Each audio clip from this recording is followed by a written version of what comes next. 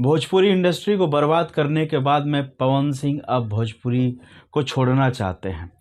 Friends, ऐसा मैं क्यों बोल रहा हूँ इस वीडियो में हम लोग पूरा जानेंगे, तो वीडियो में बने रहें और चैनल को सब्सक्राइब कर ले। नमस्कार, हम अही जीत आर्या रउआ सब देखा तानी भोजपुरी मरिचा। फ्रेंड्स, ये मरिचा खाए वाला ना हो और रगड़े वाला हो।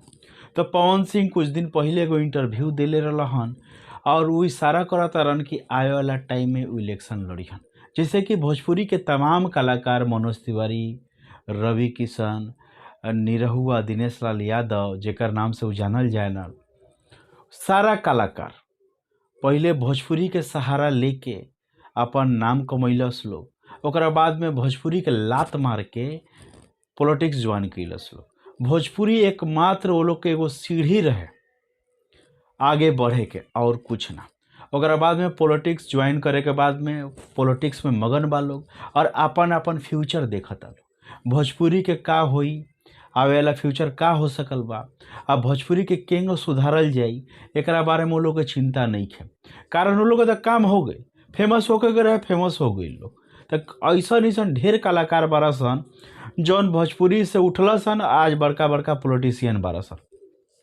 तो ठीक वही पवन सिंह भी चाल चलन, भोजपुरी में कामयाब भइलन और भोजपुरी के खराब करिए देलन। कारण कि भोजपुरी में जातिवाद, भोजपुरी में कंट्रोवर्सी और भोजपुरी के इंडस्ट्री के बर्बाद करे में पवन सिंह के एगो बड़ा हाथ बा। काहे कि वो लोग खाली पैसा कमाए खातिर गाना गइले बा लोग, पैसा कमाए खातिर फिल्म कइले बा लोग। भोजपुरी इंडस्ट्री के बढ़ावे खातिर कोनो काम नहीं है। फिल्म के कहानी कैसन बा ओकरा से मतलब नहीं है, पैसा हमरा के कितना मिलत है एकरा से मतलब बा। तो पवन सिंह इशारा कर चुकल बारन कि वो अब पॉलिटिक्स ज्वाइन करें। तो पॉलिटिक्स ज्वाइन करें तो जाहिर सी बात बा भोजपुरी से उनका कोनो मतलब ना रही। जेगा पहले के कलाकार कइले बरसन वही इहो करे जाता रहन। और इंटरव्यू में इहो कहले रहलन खेसारी लाल के ऊपर में बयान के लेकर कि ना हम लोग में ऐसा कोनो मतभेद नहीं है, हमने दोनों आदमी भाई बानी सन। अरे कैसन भाई बा लोग जे एक दूसरे के लाइव आके गरियावत लोग। एगो खाली ये भोजपुरी इंडस्ट्री में होकेला, भोजपुरी के बड़ा बड़ा कलाकार हो के ऐसा काम करता लोग, लाज शरम ना लगेला। लागी तो कोनो बतवे ना रही, ऐसा कमे ना होत, लेकिन लागेला ना, हमरा ई बुझाला। आज वह अनाउंस करत रहन कि आवे वाला टाइम में आरा से चुनाव लड़ सकल बारन। तो लड़ लोग भाई, लेकिन भोजपुरी खातिर कुछ कर लोग।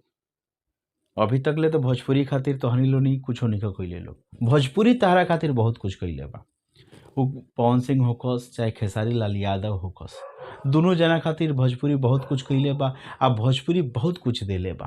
तो अभी समय बा कि भोजपुरी खातिर कुछ कह के फिर पॉलिटिक्स ज्वाइन कर लो। खाली अपना स्वार्थ मत देख लो। आज तू ज्वाइन कैल, कुछ दिन के बाद में खेसारी लाल यादव ज्वाइन करी और ओकरा बाद में भोजपुरी इंडस्ट्री के तहनी लोग नहीं भूला जी बोलो। भोजपुरी के जौन नाम थोड़ा बहुत बचल बा ओकरा के बचा के रखल। पवन सिंह, खेसारी लाल यादव खाली एल्बम के सुपरस्टार हलो, गाना के सुपरस्टार हलो, फिल्म के ना। काहे कि फिल्म में वह अभिनय करे लोग, एक्टिंग करे लोग जौन एक्टिंग के ये नाम को मालूम नहीं है। पवन सिंह के एक्टिंग तो रउआ सब देखल ही होके, खेसारी लाल के एक्टिंग देखल ही बानी, लेकिन खेसारी लाल के तनी बेहतर एक्टिंग बा पवन सिंह से। ई एक्टर ना हलो, एगो गायकर हलो, सिंगर हलो, गाना में लोग के महारत हासिल बा, एक्टिंग में ना।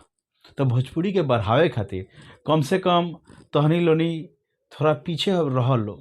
जे बढ़िया कलाकार वगैरह के आगे क के फिल्म बनवाओ लोग, और जौन फिल्म में काम करता रह लोग तो फिल्म में कम पैसा ले लोग, तो हनिए लोग ने सब पैसा ले वो लोग, तो फिल्म केंगा पड़ी। तो एगो फिल्म बढ़िया बनावे खातिर बजट बड़का होकेला, तो हमें कम पैसा ले लोग जरा से फिल्म बढ़िया बनो। फिल्म बढ़िया बनी तो भोजपुरी इंडस्ट्री के नाम हुई, दोनों जना के तहनी लोनी के नाम हुई। तो खाली पैसे कमाई के पीछे पागल बना लोग। और भोजपुरी इंडस्ट्री में अगर बढ़िया फिल्म ना बनी तो आवे वाला भविष्य और खराब बा। आवे वाला भविष्य में भोजपुरी इंडस्ट्री बर्बाद हो जाए, ख़त्म हो जाए।